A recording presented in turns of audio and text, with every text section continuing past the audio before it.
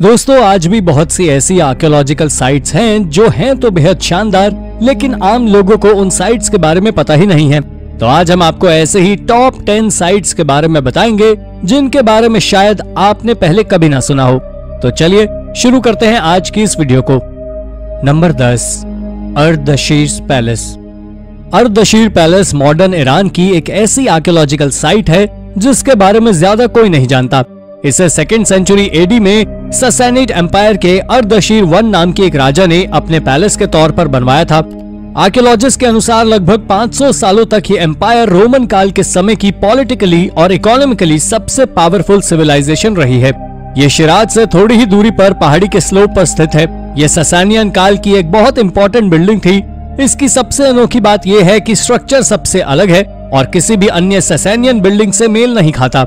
Archaeologist का मानना है इसे वेल्थ और पावर दिखाने के लिए बनाया गया था, ना कि यह किसी तरह का डिफेंसिव स्ट्रक्चर था। हालांकि अब ये साइट धीरे धीरे नष्ट हो रही है, लेकिन हाल ही में 2018 में इसे यूनेस्को वर्ल्ड हेरिटेज साइट का दर्जा दे दिया गया है। इसके बाद अब शायद इस कमाल की साइट और उसके अवशेषों को संरक्षित किया जा सके। Number 9, the chalk horse. England में एक पहाड़ी पर चौक का एक विशालकाय घोड़ा बना हुआ है। आर्कियोलॉजिस्ट का कहना है कि इसे 3000 साल पहले ऑक्सफोर्डशायर में बनाया गया था। इसे अफिंगटन हॉर्स के नाम से जाना जाता है। इस घोड़े के पैर बहुत पतले हैं। इसके चौकोर सिर के बीच में एक आंख जैसी आकृति बनी हुई थी। इसके अलावा इसकी पूंछ भी काफी लंबी थी। ये इंग्लैंड की सबसे पुरानी हिल कार्विंग है। ये लगभग 32 किलोमीटर के दायरे में एक फुटबॉल फील्ड के साइज का बना हुआ है।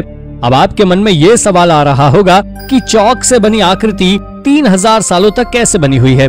तो असल में हर साल समय समय पर वॉलंटियर्स आकर इसमें फिर से चौक डालकर उसे हैमर से पीटकर नए जैसा कर देते हैं। पहले पास के प्राचीन महल में एक मेला लगवाया जाता था और यहाँ आने वाले सभी लोगों को इस घोड़े को रिन्यू करने में पार्टिसिपेट करना ही होता था। हालांकि पिछले कुछ सालों से एक संस्था इसे मैनेज कर रही है, लेकिन सबसे पहले इस हॉर्स को किसने बनाया ये आज तक रहस्य बना हुआ है। Number 8, mysterious Alaskan fort. हाल ही में स्पेशलाइज्ड रडार टेक्नोलॉजी का यूज करके 19th सेंचुरी के समय का रहस्यमय फोर्ट खोज निकाला गया। कॉर्नेल यूनिवर्सिटी के रिसर्चर्स ने लोकल ट्लिंगेट लोगों द्वारा बनाए गए आखिरी फोर्ट की लोकेशन पता कर ली है।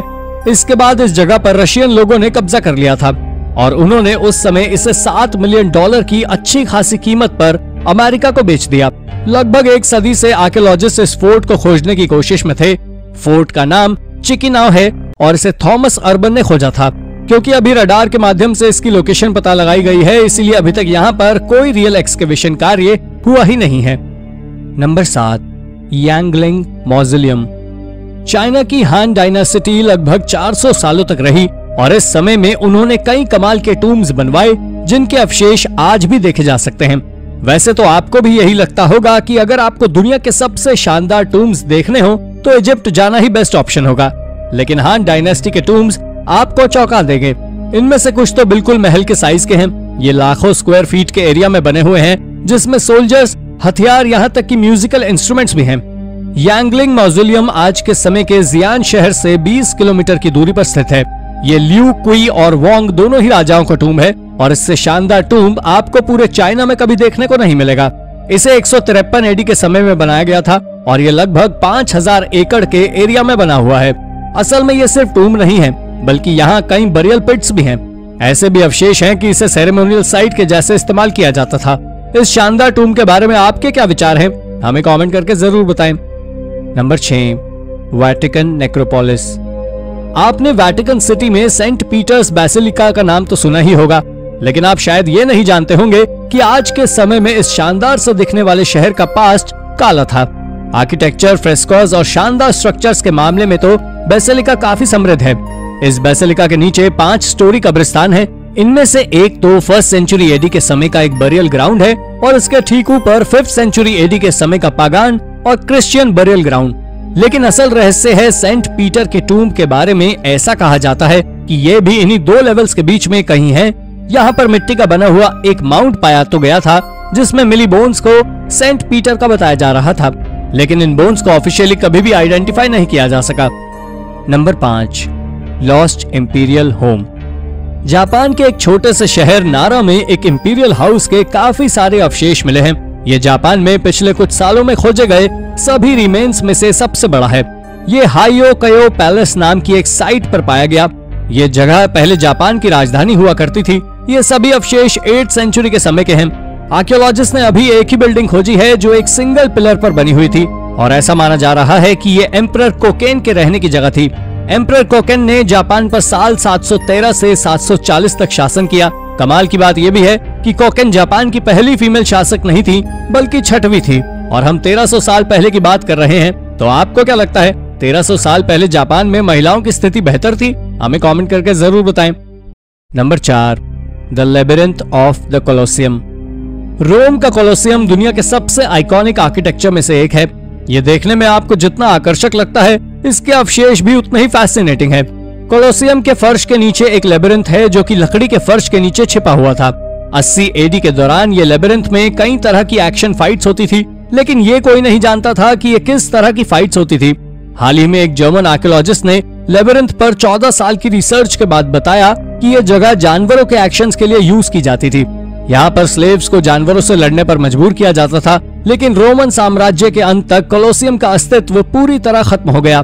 यहाँ तक कि लोगों को लगता था कि ये कोई पुराना मंदिर है और 16वीं सदी में एक पोप ने इसे वूल फैक्ट्री में कन्वर्ट कर दिया। नंबर 3, एम्फीथिएटर ऑफ एल यम।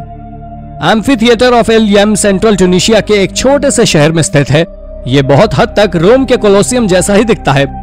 हो सकता है सामने से देखने पर आप इन दोनों जगहों में अंतर ही ना बता पाएं। इसकी दीवारें 30 मीटर तक ऊंची थी और इसकी सीटिंग कैपेसिटी 30,000 लोगों की थी। अब तक दुनिया में इससे बड़े सिर्फ 2 ही थिएटर खोजे गए हैं, एक तो रोम का कोलोसियम और दूसरा कैपुआ का ब्रोकन थिएटर। इस एम्फी थिएटर को 3rd सेंचुरी में बनाया गया था।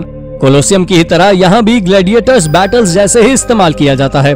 इसके अलावा इसे चैरियट रेसेस और एनिमल हंट के लिए भी इस्तेमाल किया जाता था। 17th सेंचुरी तक ये एम्फी थिएटर बिल्कुल अच्छी तरह संरक्षित था, लेकिन उसके बाद लोगों ने यहाँ से स्टोन्स वगैरह चुराने शुरू कर दिए। Number 2, Baalbek. हो सकता है बहुत से लोगों की तरह आपको भी बालबेक के बारे में ना पता होगा, लेकिन ये जगह सदियों पुरानी है। रोमन काल के समय में इसे हेलियोपोलिस के नाम से जाना जाता था। आर्कियोलॉजिस्ट का कहना है कि इसे शायद 9000 BC के समय बनवाया गया होगा या फिर उससे भी पहले।